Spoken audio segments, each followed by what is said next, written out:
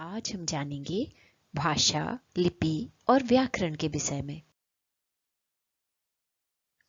पहले मैं आपको भाषा के बारे में बताऊंगी। बच्चों, इस चित्र में सिपाही संकेत द्वारा गाड़ियों को ठहरने और चलने का आदेश दे रहा है। अर्थात सिपाही संकेत द्वारा विचारों को प्रकट कर रहा है, लोगों को आने जाने के लिए कह रहा है। प्रत्येक मनुष्य अपने मन के भावों और विचारों को प्रकट करना चाहते हैं। अतः भाषा ही वह माध्यम है जिसके द्वारा हम अपने मन के भावों और विचारों को प्रकट करते हैं और दूसरों के भावों और विचारों को जानते हैं।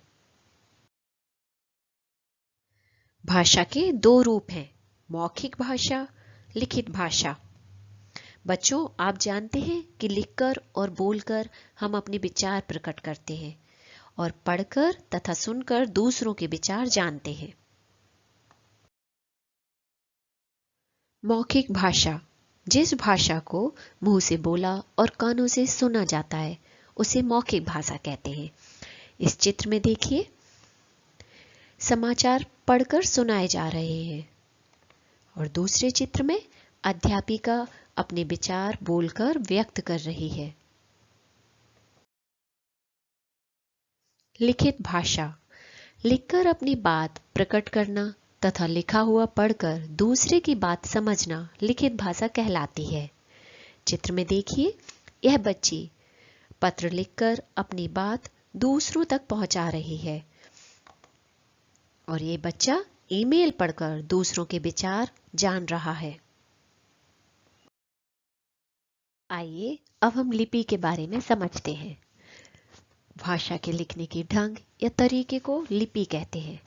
संसार में बोले जाने वाली प्रत्येक भाषा की अपनी लिपि होती है।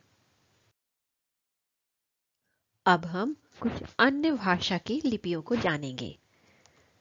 Hindi Devanagari, Sanskrit Devanagari, Marathi Devanagari, Nepali Devanagari, Punjabi Gurmukhi, Urdu Farsi, German Roman, French Roman, अंग्रेजी रोमन।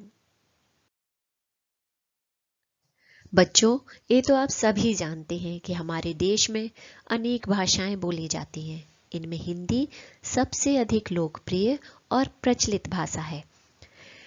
14 सितंबर 1949 को भारतीय संविधान में हिंदी को राजभाषा के रूप में मान्यता प्रदान की गई थी। इसलिए 14 सितंबर को प्रतिवर्ष हिंदी दिवस के रूप में मनाया जाता है।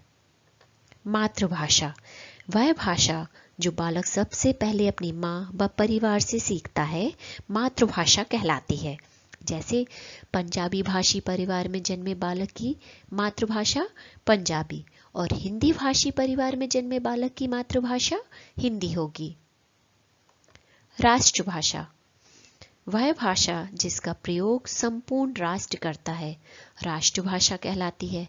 जैसे चीन में चीनी तथा जापान में जापानी राष्ट्रभाषा है। आइए अब हम व्याकरण के बारे में जानें। भाषा और व्याकरण का संबंध बहुत गहरा होता है। व्याकरण के ज्ञान से ही हम भाषा के शुद्ध और अशुद्ध रूप को जान पाते हैं। अतः व्याकरण वह शास्त्र है जिसके नियमों से हम भाषा को शुद्ध बोलना, पढ़ना, लिखना सीखते हैं। तेरे को आज कहाँ जाना है? मेरे को आज बाजार जाना है। बच्चों, चित्र में लड़कियां अशुद्ध वाक्य बोल रही हैं। कई बार बच्चे इस प्रकार के वाक्यों का प्रयोग करते हैं, परंतु यह भाषा का शुद्ध रूप नहीं है। इन वाक्यों का शुद्ध रूप है, तुम्हें आज कहाँ जाना है? मुझे आज बाजार जाना है। आइए अब हम अभ्यास द्वारा आज के अध्ययन को दोहराते हैं। पत्र लेखन भाषा का डैश रूप है। हिंदी भारत की डैश है। गाना गाना भाषा का डैश रूप है। हर भाषा की अपनी एक निश्चित डैश होती है। भाषा के शुद्ध रूप का ज्ञान डैश से होता है। बच्चों, आप अपने उत्तर कमेंट में दीजिए।